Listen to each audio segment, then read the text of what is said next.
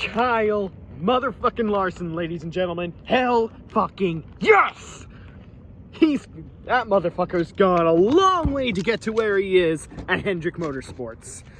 Fuck yes. Proud of the guy. I couldn't be any more proud of the guy at all. Holy mother of Hades, in just his fourth fucking start at Hendrick Motorsports. How much more fucking staggering can you get with your time to win? And now Cliff Daniels is now a NASCAR crew chief winner. It really is a shame that he didn't get done with Jimmy Johnson despite all the fast cars Jimmy had. But hey, Cliff Daniels at least got to redeem himself. And Kyle Larson as well. Fuck yes. And this is Don't Fear the Reaper by Blue Oyster Cult, but I don't want to play it too loud because I don't want this video to get tagged. So I am just gonna sing while it still plays. Well, not sing, but talk while it still plays. God damn. Back-to-back Hendrick Motorsports victories with only 3 away from tying the almighty Petty Enterprise. The sacred faction that is Petty Enterprise is about to be dethroned by Hendrick Motorsports. And they are on a hot-ass streak. Like, holy mother of Hades, is this beyond awesome. Like, we've already had four wholesome drivers win. I am happy. 4th consecutive race, I'm happy for a driver. Michael McDowell, Christopher Bell, even though I was still dreadfully disappointed and desponent for Chase Elliott choking that race away because of NASCAR's bullshit inadequacy. William Byron at Homestead, and now you've got Kyle Larson at Vegas. Even in Xfinity 2, there's a lot of wholesome winners winning. Ty Gibbs, Matt Snyder, AJ Allmendinger. Holy fuck. John Hunter Nemechek at the Las Vegas race from a few nights ago, beating the shit out of the biggest cup leech king of all time, Kyle Busch. God damn, this has been a fire year. Is this like a perk where you need to have the 1 in the single digits of years to be a fire year? Like, all I gotta say is 2021 doesn't suck. Anybody that hates Kyle Larson at this point is essentially just holding a grudge. Kyle Larson did all he could to work his way back to the NASCAR field. He completed sensitivity training. He learned a thing or two about Black history. He learned the sensitivity and the significance of why words aren't just words. He's basically becoming a more humble human being day by day. And Bubba Wallace even showed his gratitude towards Kyle Larson. So to anybody who's a raving SJW, you need to take note from Bubba Wallace of the guy you are worshiping. I'm, by the way, not even close to a conservative, and I never will be, but there's some times where you need to draw the line with the woke, I guess you could call wokeness, or whatever the fuck. And this is definitely one of them. As long as Kyle Larson's not like a repeat racist, it's not all that damaging. I mean, a lot of people are also going to give the excuses, well, Chase Elliott endorsed Donald Trump in the 2016 election, as a bullshit excuse to stir up drama by trying to fucking dig exhume a dead horse out of the surface of the earth. A rotting dead horse, to give off sound bites from people from how bad that rotting corpse smells. Probably wasn't the best idea of Chase Elliott to endorse Trump, but does that really make him a racist? I despise Donald Trump with a passion, but no, it doesn't make him a racist. There's a difference between bad judgment and being a racist. There is no racism in Hendrick Motorsports, gentlemen, ladies and gentlemen. I think you need to move past that.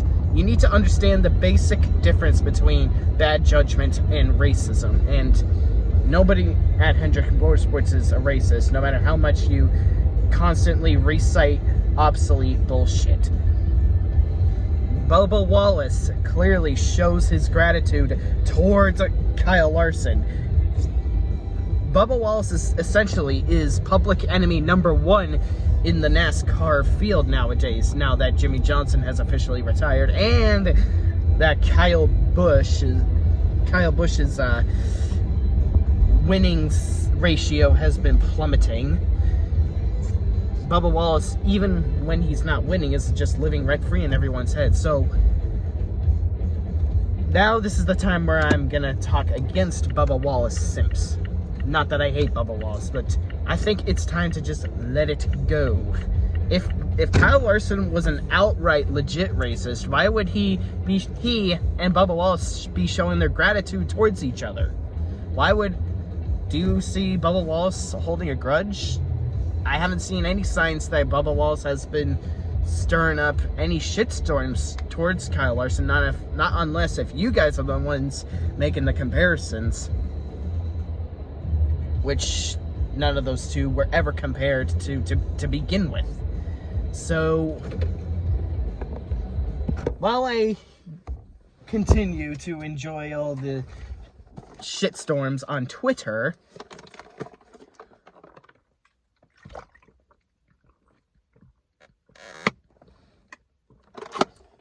I am just gonna acknowledge the fact that Kyle Larson did all he could to become a better person, learn from his mistakes, learn from his past duds, and grind back to where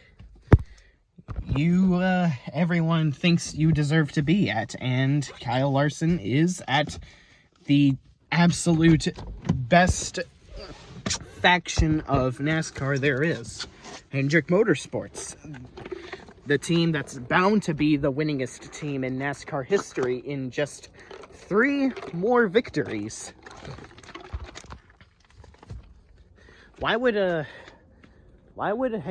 Rick Hendrick even hire Kyle Larson if he was still racist? He's not a racist.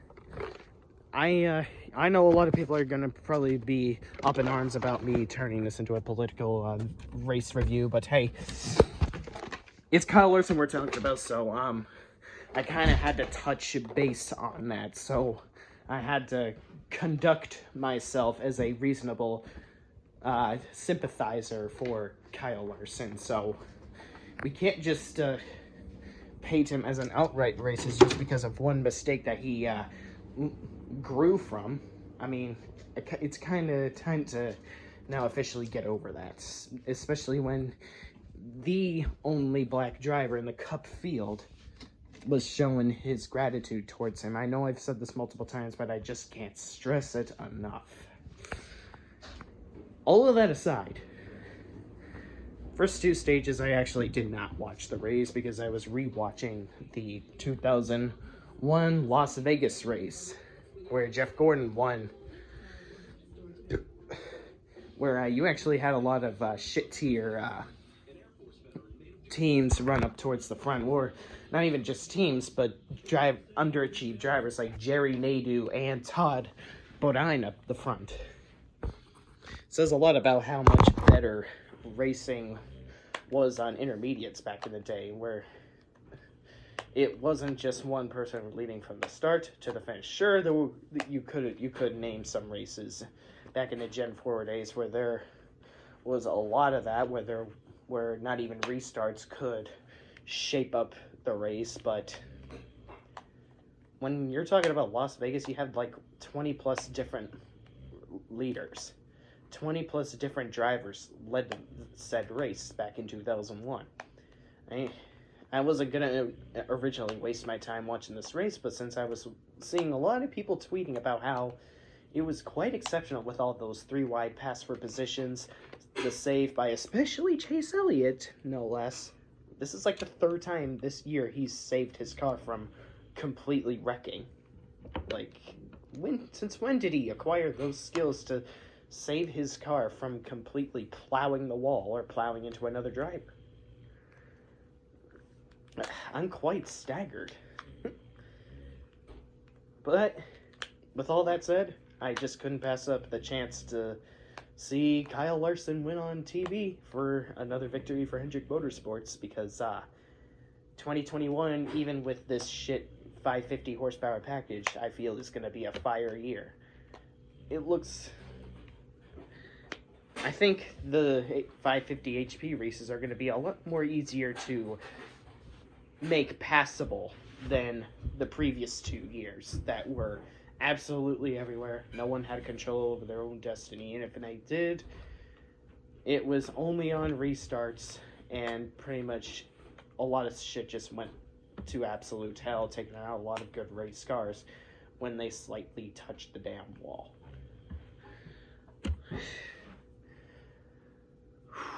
I have a lot of hope for this season. It's already starting to show that 2021 is starting to be our divine salvation, as a lot of people hoped, at least for NASCAR anyways.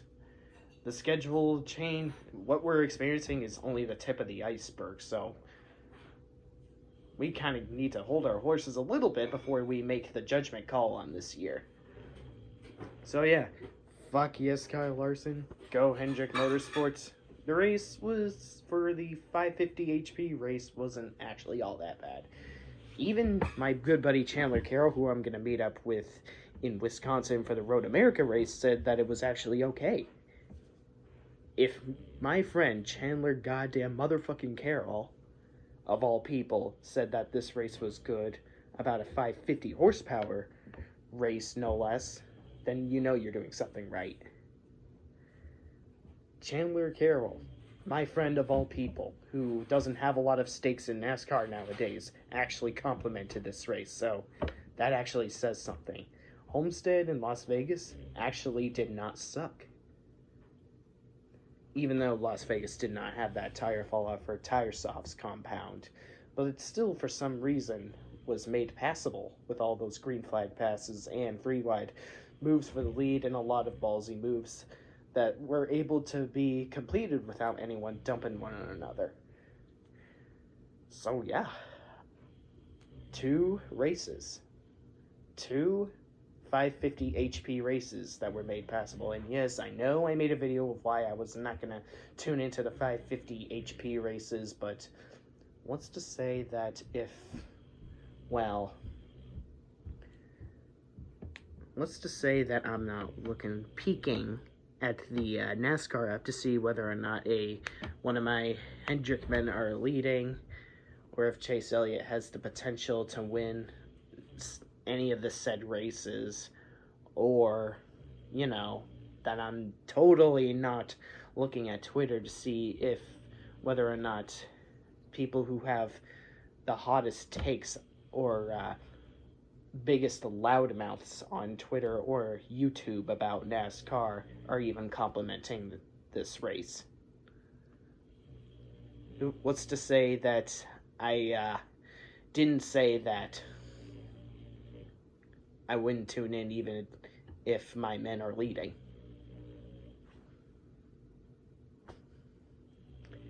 It was just a chance I couldn't pass up. Unfortunately, Atlanta will probably suck because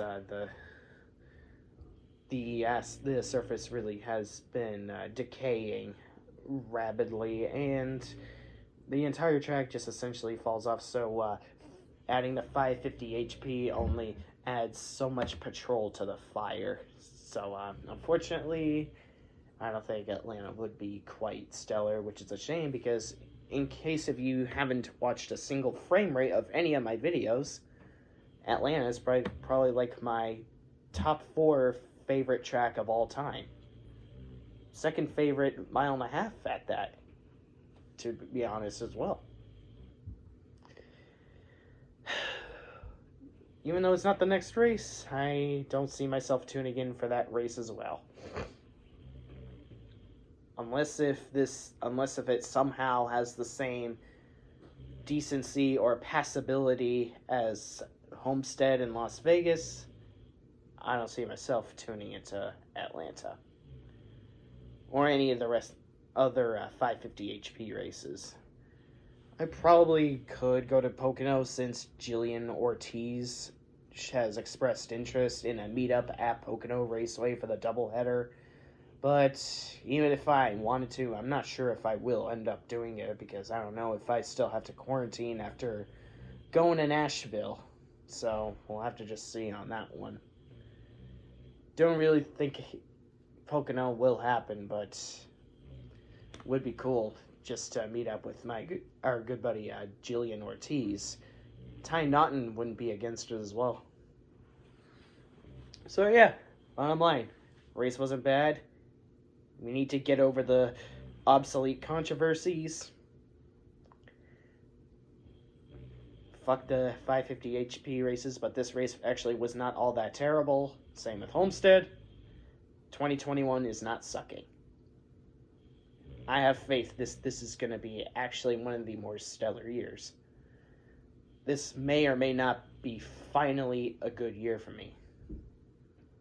Hopefully, Chase Elliott will dial everything in before it's too late. Phoenix, however, is next, and that's one of his better tracks. I have faith he'll eventually win it. Win a race, that is. I don't know about Phoenix in particular, but I do know he'll eventually win a race. We're only 2 Hendrick drivers away from having all 4 have at least one victory in for 2021, I'm sorry. Let's go.